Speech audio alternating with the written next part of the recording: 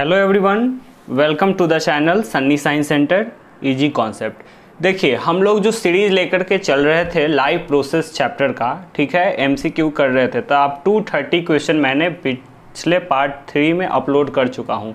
ये आपका पार्ट 4 है और इसमें हम डिस्कस करेंगे क्वेश्चन नंबर 31 to 40, ठीक है। तो पिछले वीडियो से ही यानी पार्ट 3 से ही मैंने रेस्पिरेशन टॉपिक का स्टार्ट किया था। मैंने बताया था पार्ट 1 जो आपका था, पार्ट 1 और 2 वो न्यूट्रिशन से डील कर रहा था और पार्ट 4 जो है वो आपका डिपेंड कर रहा था और वो बता रहा है इसमें भी रेस्पिरेटरी ऑर्गन से ही रिलेटेड यानी रेस्पिरेशन से ही रिलेटेड हम लोग बात करेंगे। तो देखिए क्वेश्चन नंबर 31 क्या कह रहा है, respiratory organ present in human beings. Respiratory organ जो होता है ह्यूमन बींग्स का, ठीक है, ये जो रेस्पिरेटरी ऑर्गन है वो कौन सा होगा, ठीक है। रेस्पिरेटरी ऑर्गन पूछ रहा है किस केस में, ह्यूमन बींग्स के केस में। तो ह्यूमन बींग्स के केस में रेस्पिरेटरी ऑर्गन जो होता है वो कौन सा होता है, ठीक है। तो ये जो होता है आप जनरली सुने होंगे लंग्स के बारे में, ठीक है। तो लंग्स जो है ह्यूमन रेस्पिरेटरी ऑर्गन होता है यहाँ पे। तो यहाँ पे ऑप्शन नंबर ए हो जाएगा right option for question number 31 के लिए। क्वेश्चन नंबर 31 के लिए option number A will be the correct choice. चलिए बढ़ते हैं क्वेश्चन नंबर 32 की ओर। 32 कह रहा है विच ऑफ द फॉलोइंग, ठीक है, one of the following animals does not use trachea as the respiratory organ, ठीक है। उस पर कुछ मतलब ऑप्शन दिए गए हैं, इसमें 4 को आप देख रहे होंगे। इसमें से बताया गया है कि कौन है जो मतलब ट्रैकिया का इस्तेमाल नहीं करता है, ठीक है। तो ट्रैकिया का जो इस्तेमाल नहीं करेगा तो ग्रास ऊपर में ट्रैकिया ही होते हैं और इसमें इस्तेमाल करता है क्योंकि वहाँ पे जो एक्सचेंज ऑफ गैसेज होते हैं डिफरेंट ऑर्गेनिज्म, ठीक है, different organism have different respiratory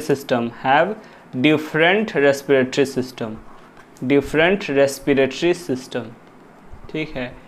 अलग अलग ऑर्गेनिज्म का अलग अलग रेस्पिरेटरी सिस्टम है और इसके अलग अलग ऑर्गन भी हैं, रेस्पिरेटरी ऑर्गन, ठीक है। और ये जो रेस्पिरेटरी ऑर्गन होते हैं, ठीक है, तो ग्रास ऊपर के केस वगैरह में ये सब ट्रैकिया है, उसका बहुत बड़ा इंपॉर्टेंट रोल होता है, ठीक है, क्योंकि ये एक्सचेंज ऑफ गैसेज में हेल्पफुल होता है। रेस्पिरेटरी गैसेज में मैंने बताया था पिछले ही पार्ट में, अगर क्वेश्चन में रेस्पिरेटरी गैसेज पूछा जाए आपको तो कार्बन डाइऑक्साइड एंड ऑक्सीजन होते हैं, ठीक है, और इसी का एक्सचेंज होता है, ठीक है। तो यहाँ पे क्वेश्चन नंबर 32 का जो करेक्ट ऑप्शन होगा वो होगा ऑप्शन नंबर बी, प्राण, ठीक है। ये जो है आपका 32 का ऑप्शन नंबर बी, 32 का ऑप्शन नंबर बी जो है आपका करेक्ट ऑप्शन है, ठीक है।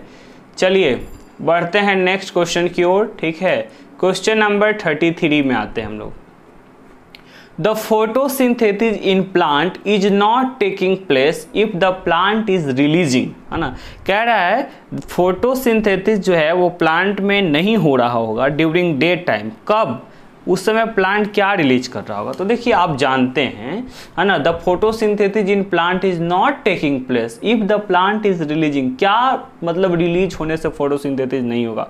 तो एक आप पहले जानो आप कि फोटोसिंथेसिस परफॉर्म करने के लिए 4 कंडीशन चाहिए, ठीक है। वो है सनलाइट, क्लोरोफिल, ठीक है, क्लोरोफिल, उसके बाद क्या चाहिए, कार्बन डाइऑक्साइड, ठीक है, कार्बन डाइऑक्साइड, और फिर फाइनली आपको क्या चाहिए, वाटर, H2O चाहिए। ये 4 कंडीशन होगा तभी क्या करेगा, ये परफॉर्म कर पाएगा फोटोसिंथेसिस, ठीक है। तो कह रहा है the photosynthesis in plant is not taking place, है ना, नहीं हो रहा है इन प्लांट रिलीजिंग। तो क्या प्लांट रिलीज कर रहा होगा, इसका मतलब कोई ना कोई चीज तो इसमें घटेगा चारों चीज में। तो ऑप्शन में आपको ए टेस्ट करना है कि कौन 4 चीज में से कमी हो रहा। तो आप यहाँ पे ऑप्शन देखो, वाटर वेपर की तो जरूरत है नहीं, ऑक्सीजन का जरूरत है नहीं, इसका मतलब कार्बन डाइऑक्साइड, ठीक है। So option number C for question number 33 is the right option, ठीक है। सो क्वेश्चन नंबर 33 के लिए आपका सही आंसर जो है वो ऑप्शन नंबर सी है। चलिए बढ़ते हैं क्वेश्चन नंबर 34 की ओर, ठीक है। आइए देखते हैं 34 क्वेश्चन। 34 क्वेश्चन कह रहा है the breathing and respiration in woody stem of plant takes place through. देखिए मैंने बताया था जो जनरल प्लांट होते हैं ना, जनरली प्लांट में, ठीक है, जनरली प्लांट्स में जो रेस्पिरेशन होते हैं वो कैसे होते हैं, तो रूट हेयर के जरिए होता था, रूट हेयर के जरिए। और मैंने बताया था आपको कि ये क्या कर लेता है, सिंपली यहाँ पे ना डिफ्यूजन हो जाता है, क्योंकि ना सॉइल में भी क्या है, एयर होते हैं। आपको अगर टेस्ट करना है कि सॉइल में एयर होते हैं तो आप क्या करो, एक बीकर ले लो, ठीक है, और इस बीकर लेने के बाद क्या करोगे ना, इसमें आप अपना ना मतलब पहले से वाटर रहना चाहिए, क्या होना चाहिए, वाटर होना चाहिए, ये वाटर है। और उसके बाद ना आप अपने गार्डन का इसमें ना मिट्टी वगैरह डालिए, तो आप देखोगे कि बबल्स आना शुरू हो रहा है। इसका मतलब क्या है कि सॉइल में भी एयर होते हैं, तो ये सिंपली डिफ्यूजन के जरिए, ठीक है, एयर इसमें प्रवेश कर जाता है और ये रेस्पिरेशन कर पाता है। लेकिन वुडी प्लांट्स में कैसे करता है, तो वुडी प्लांट्स के पास एक अलग रेस्पिरेटरी ऑर्गन है जिसका नाम है लेंटिकल्स। तो आप ऑप्शन में सर्च करो कि लेंटिकल्स है कि नहीं, तो बिल्कुल बिल्कुल है जी, ऑप्शन नंबर बी देख रहे हैं आप। तो क्वेश्चन नंबर 34 का जो राइट ऑप्शन है वो हो जाएगा आपका ऑप्शन नंबर बी, लेंटिकल्स, ठीक है। तो वुडी प्लांट जो है रेस्पिरेशन कैसे करता है, तो लेंटिकल्स के जरिए करता है, ठीक है। वुडी प्लांट्स में रेस्पिरेशन लेंटिकल्स के जरिए होता है। चलिए बढ़ते हैं आज की क्वेश्चन नंबर 35 की ओर। 35th क्वेश्चन कह रहा है one of the following organism do not depend on simple diffusion of gases for breathing and respiration, ठीक है। इसमें दिए गए ऑर्गेनिज्म में से कौन जो है वो सिंपल डिफ्यूजन से उसका मतलब निर्भर नहीं हो पाएगा, ठीक है। कैसे नहीं होगा सिंपल डिफ्यूजन से, कौन से ऑर्गेनिज्म है, तो आप एक बात देखिए, सबसे पहली बात मैं बताना चाहूँगा कि आखिर डिफ्यूजन ये जो टर्म आ रहा है वो है क्या, ठीक है। तो देखिए समझिए, डिफ्यूजन क्या होता है, तो कहा जाता है movement of any substance from the region of high concentration to lower concentration, movement of any substances from the region of higher concentration to lower concentration, higher concentration to lower concentration, ठीक है। High concentration से lower concentration की ओर movement होता है और it occurs in solid, liquid and gas. Solid में भी होगा, लिक्विड में भी होगा और गैस के भी केस में होता है। ये तीनों केस में पॉसिबल होता है, ठीक है। It occurs in solid, liquid and gas. तो आपको बता देना चाहेंगे क्योंकि अमीबा, देखिए अमीबा क्या है, एक यूनिसेलुलर ऑर्गेनिज्म है, ठीक है। इसमें क्या है बाबू, इसमें सिर्फ न्यूक्लियस होता है और इसको कंटेंट ऑफ द सेल जिसे साइटोप्लाज्म कहते हैं, ठीक है। यहाँ ना तो सेल का ग्रुप टिश्यू बना रहा है, ठीक है, और सेल का ग्रुप ना तो टिश्यू बना रहा है, ना ही तो टिश्यू का ग्रुप ऑर्गन, और ना ही ऑर्गन सिस्टम, और ना ही ह्यूमन बॉडी। इसका मतलब क्या है, इसका सिर्फ ऑर्गेनाइजेशन सेलुलर लेवल का है। तो यहाँ सिंपली अगर ये रेस्पिरेशन करता भी है तो रेस्पिरेशन कैसे कर पाता है, पता है आपको, सिंपल डिफ्यूजन के जरिए। इसका जो सेल मेम्ब्रेन होता है उससे सिंपल डिफ्यूजन कर पाता है, ठीक है, सिंपल डिफ्यूजन। और ये सिंपल डिफ्यूजन का प्रोसेस करके क्या करता है, अपना रेस्पिरेशन का प्रोसेस को परफॉर्म कर पाता है, ठीक है। लेकिन यहां पे कह रहा है one of the following organism does not depend on simple diffusion, जो सिंपल डिफ्यूजन पे निर्भर नहीं है। प्लानेरिया भी देखिए, यहाँ मैं बताना चाहूँगा प्लानेरिया, प्लानेरिया है क्या, सिंपली देखिए समझिए, प्लानेरिया क्या है, एक फ्लैट वॉर्म होता है ना, एक फ्लैट वॉर्म होता है फंगस के तौर पे, एक फ्लैट वॉर्म। और ये फ्लैट वॉर्म जो है वो भी मतलब सिंपली क्या कर लेता है, इसी तरह से मतलब कि सिंपली डिफ्यूजन के जरिए वो अपना मेंटेन कर लेता है। और ब्रायोफाइलम तो आप देख रहे हो ना कि ये प्लांट है, ठीक है। तो ये प्लांट मतलब एक छोटा सा पौधा होता है जो लीव्स के जरिए प्रोड्यूस करता है। और मैं आपको बता देना चाहूँगा कि ये जो ब्रायोफाइलम होता है, ठीक है ना, आप पढ़े होंगे वेजिटेटिव प्रोपोगेशन रिप्रोडक्शन के केस में। तो वेजिटेटिव प्रोपोगेशन में आप जानते हैं कि इसका जो प्रोडक्शन होता है लीफ के ही जरिए होता है, लीफ से ही नया प्लांट को ग्रोथ करवा लेता है। तो ये जो लीव्स है इसका मतलब यहाँ पे क्या होगा, स्टोमाटा होगा, ठीक है, स्टोमाटा होगा। और यहाँ तो स्टोमाटा ही परफॉर्म कर देगा, समझ गया ना। तो इसका मतलब है इस क्वेश्चन का जो राइट ऑप्शन हो जाएगा जिसमें सिंपल डिफ्यूजन नहीं होता है वो है प्रॉन्स, ठीक है। एक प्रकार का फिश टाइप का आता है, वाटर एक्वाटिक्स ऑर्गेनिज्म है, ठीक है ना, ये एक्वाटिक ऑर्गेनिज्म है, ठीक है। और एक्वाटिक एक्वेटिक का मतलब समझ रहे हैं ना, वाटर में सर्वाइव करने वाला, ठीक है। तो एक्वेटिक ऑर्गेनिज्म है और ये सर्वाइव कर पाता है। इसका मतलब क्या है कि जिसमें सिंपल डिफ्यूजन से काम नहीं चलने वाला है वो है प्रॉन, ठीक है। अमीबा में होता है, प्लानेरिया में भी, और ब्रायोफाइला में तो मैंने आपको सिंपली क्लियर कर दिया कि ये तो पत्ता से होने वाला है, लीफ से होने वाला है, और लीफ में स्टोमाटा होते हैं, ठीक है। और वही क्या करता है, एक्सचेंज ऑफ गैसेज करवाने में मदद करता है, ठीक है। सेशन को लाइक कर देंगे बिल्कुल, ठीक है। सेशन को लाइक करें और इसे शेयर करें, ठीक है, और चैनल को सब्सक्राइब भी करें। चलिए आते हैं क्वेश्चन नंबर 36 की ओर, ठीक है। क्वेश्चन नंबर 36, ड्यूरिंग मैराथन, हाँ देखिए समझिए, थोड़ा सा ना वैल्यू बेस्ड टाइप का है। ड्यूरिंग मैराथन, ठीक है, जब जैसे कोई भी ओलंपिक वगैरह होता है तो इस केस में क्या बता रहा है, be sometime get painful contraction of leg muscles due to the accumulation of following in the leg muscles. देखिए क्या कह रहा है, मैराथन है ना, या कोई भी ओलंपिक के टाइम में हम लोग में ना पेनफुल कॉन्ट्रैक्शन होता है, एकदम पैर टाइप का ना, टटाना बोल सकते हैं, दर्द टाइप का बोल सकते हैं। तो उस समय ना कुछ एक्यूमुलेशन होता है, ठीक है ना।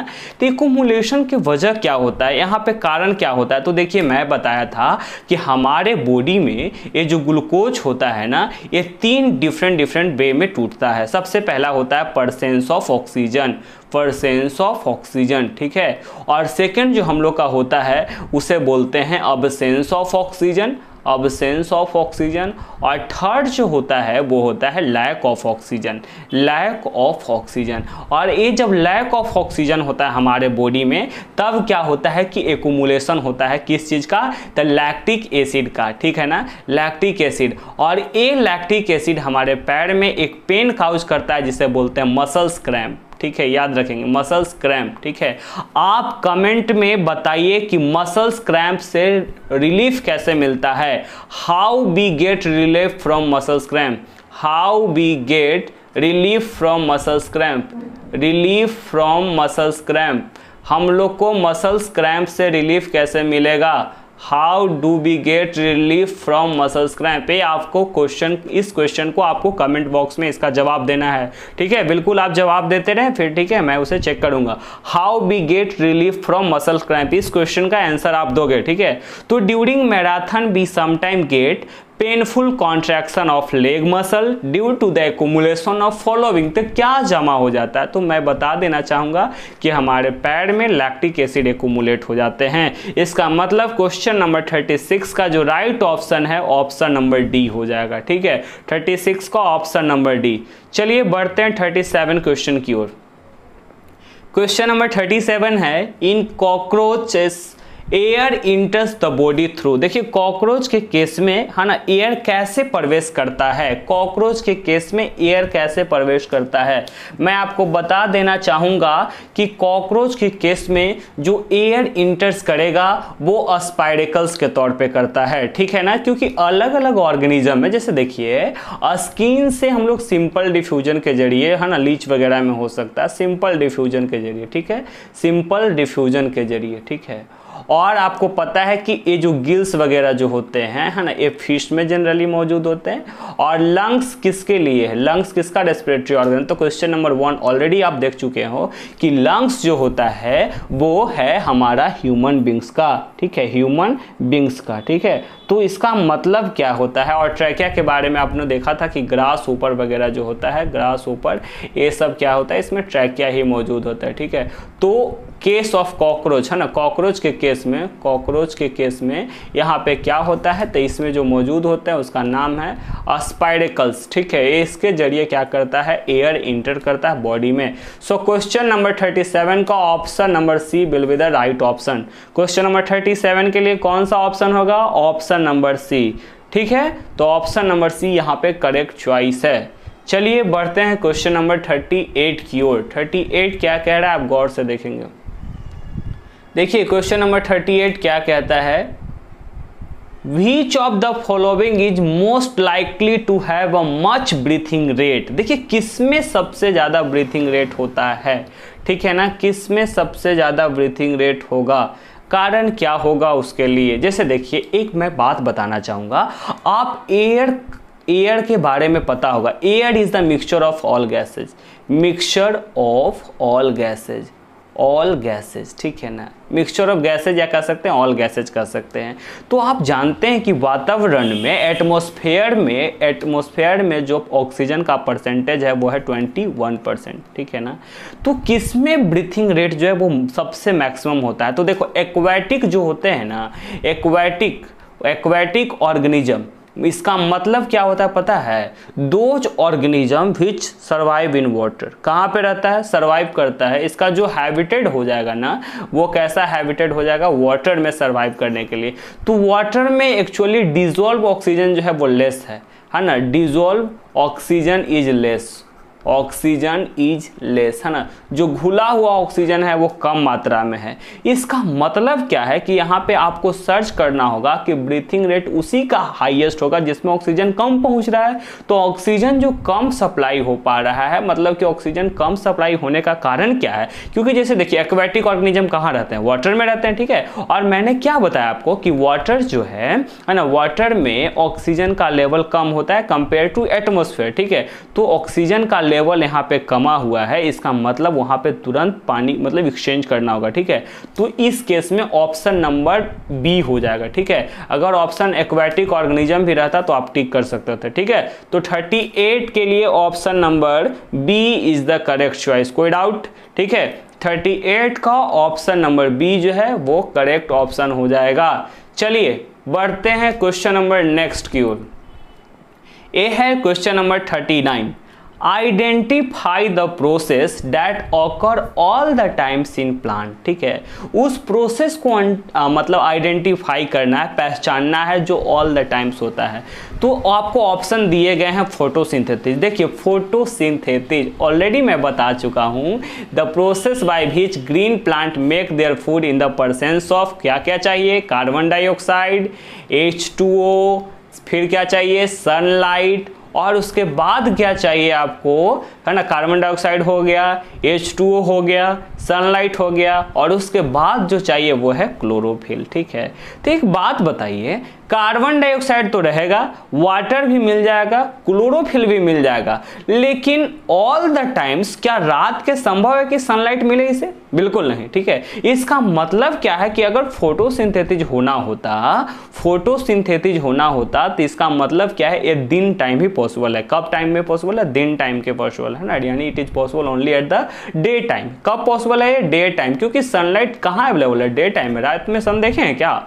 ठीक है, तो यहाँ जो ऑप्शन हो जाएगा, ठीक है, किस चीज के लिए? Identify the process that occurs in the plant all the time. तो ऑल द टाइम जो होने वाला प्रोसेस है वो रेस्पिरेशन ही होता है, क्योंकि रेस्पिरेशन का सिंपल मतलब समझिए, फूड प्लस ऑक्सीजन, ठीक है ना, फूड प्लस ऑक्सीजन बर्न करेगा, रिलीज करेगा कार्बन डाइऑक्साइड, एनर्जी। ये आप याद रखोगे, ठीक है। बाकी डिपेंड करता है एरोबिक हो रहा है कि एनारोबिक हो रहा है, उसके बेसिस पे भी निर्भर करता है, ठीक है। एरोबिक रेस्पिरेशन हो रहा है तो कैसे हो रहा है, एनारोबिक हो रहा है तो कैसे हो रहा है, उसके बारे में, ठीक है।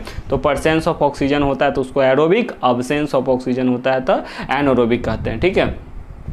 आप किसी एक ऑर्गेनिज्म का कमेंट करके बताएंगे जो एनारोबिक रेस्पिरेशन परफॉर्म करता है, ठीक है। Give one example of organism, है ना, give one example of organism who perform anaerobic respiration, organism who perform anaerobic respiration, anaerobic respiration, ठीक है। आप इसका कमेंट जरूर बताएं, ठीक है। उस ऑर्गेनिज्म का नाम बताना है जो एनारोबिक रेस्पिरेशन परफॉर्म करता है। चलिए बढ़ते हैं आज के लास्ट क्वेश्चन, और ये है आपका क्वेश्चन नंबर 40। क्वेश्चन नंबर 40 है आपके स्क्रीन पे, आप देख रहे होगे। Identify the process that occurs only day time in plant. Very good question, ठीक है। अब देखिए मैंने पूछा अभी पिछले बार में कि उस प्रोसेस का नाम बताइए जो डे और नाइट दोनों होता है, ऑल द टाइम था, ठीक है। क्वेश्चन नंबर 39 आप देख सकते हो। क्वेश्चन नंबर 39 में क्या था, देखिए, identify the process that occurs all the time in plant, जो हमेशा होता है। और यहाँ जो क्वेश्चन पूछा जा रहा है ओनली ओनली डे टाइम, आप देख रहे हैं, ठीक है। रेस्पिरेशन अगर होता है तो ये दोनों टाइम होता है, लेकिन पूछ रहा है identify the process that occurs only day time in plant, day time में ही होता है, तो वो होगा फोटोसिंथेसिस। कारण क्या है, क्योंकि इसके लिए तो 4 चीज जो चाहिए, उसमें सनलाइट इंपॉर्टेंट है, ठीक है ना, और ये नाइट के समय में पॉसिबल नहीं है। ये सनलाइट दिन में मिलेगा, इसके बाद यहाँ पे कार्बन डाइऑक्साइड रहेगा, क्लोरोफिल होगा, उसके बाद H2O साथ साथ में मिलेगा ही, तब जाकर के प्रोसेस परफॉर्म कर पाएगा, ठीक है। तो इस सेशन का ये लास्ट क्वेश्चन था। तो आपके लिए जो क्वेश्चन मैं दे रहा हूं वो एक क्वेश्चन है, आपको क्या बताना है, name the respiratory pigment, name the respiratory pigment, respiratory pigment, pigment in human beings, pigment in human being, in human beings, human beings में रेस्पिरेटरी पिगमेंट कौन है आपको बताना है, ठीक है। रेस्पिरेटरी पिगमेंट कौन है ये आपको बताना है। और दूसरा आप बताइएगा where does aerobic respiration occur in cell, aerobic respiration occur in cell, respiration occurs in cell, occurs in cell, ठीक है।